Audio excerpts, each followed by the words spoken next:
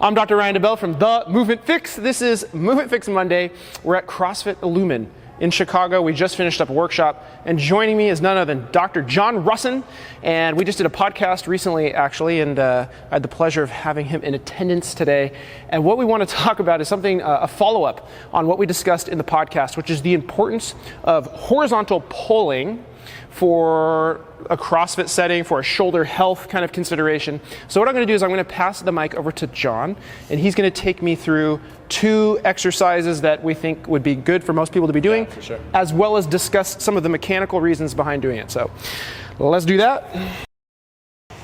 All right, guys. So as Ryan and I discussed last week on the podcast, in CrossFit and really in a lot of other barbell-natured sports, we look at pushing and pulling at the upper extremities from vertical in nature to horizontal in nature. And especially in CrossFit, we're really missing one huge component. Yeah, we're getting a press in the horizontal plane, we're getting a press in the vertical plane, and we're definitely getting a lot of pulls in the vertical plane. But the big box that we're missing in that 2x2 matrix is the horizontal pull, so also known as the row. So the way that this changes up the mechanism of the motion at the shoulder girdle is really important to understand. So as you're coming to a vertical pull, you're going to be using your lats and all your back muscles, and it's actually going to be creating an internal rotated moment at the glenohumeral joint, which is the true shoulder joint here.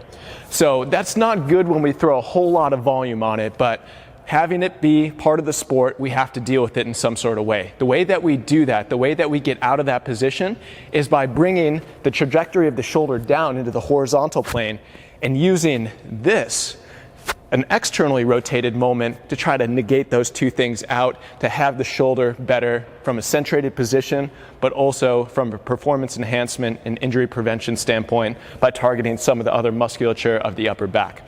So 2 of the easiest ways that I teach this is in a CrossFit setting. We have bands. Most every single box is going to have kettlebells or dumbbells. So I'm going to show 2 variations here. The first is going to be a double band row off the rack. So we're going to take a neutral grip here.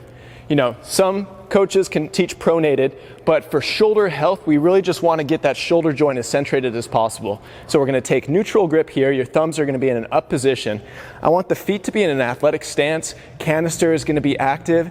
Everything's going to be good at the core. And we're going to be pulling back with constant tension. So as you can see, my shoulder blades come out slightly to stretch the lat, pull back, hold as much tension as possible. So we can do this in a couple different ways. We can go more velocity-based movement. We can do constant tension to keep the time under tension higher.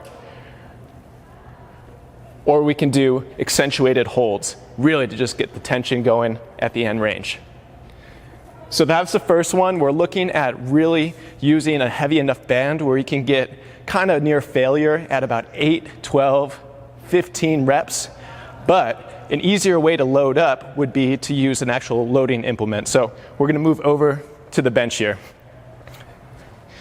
2 ways you can do single arm dumbbell row. This is my preferred method for novices, is something called a 3-point stance.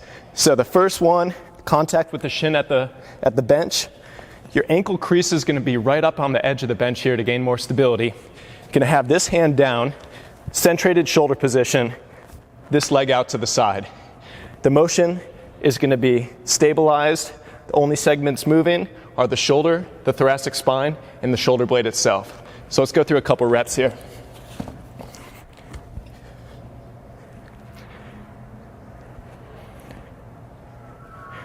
So one of the big problems that I see on this one is people start going up with the elbow.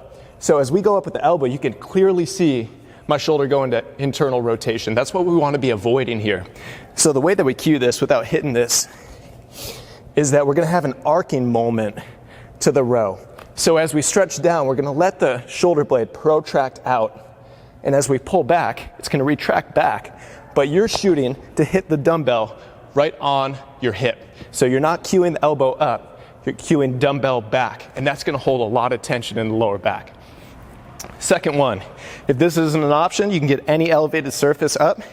You can split your stance, use arm support, exactly the same, making sure you have that arcing moment to the dumbbell. All right, Ryan.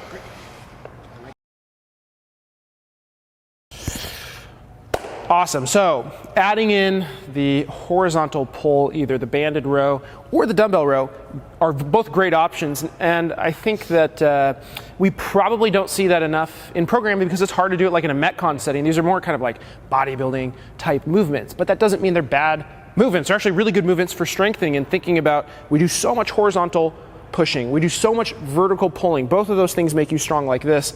We don't do the horizontal pulling, which helps strengthen the upper back, healthy for the shoulder joint. So thank you for sharing that. You got it. And this is such a beautiful facility. I think we need to pan around and just show this place off. Can we just pan around for a second to show this place off? This is such a great facility we were in today. Yeah, it's awesome. And I love the green. I love the green. All right. Anyways, so that's what I got for you guys for this week on Move It Fix Monday.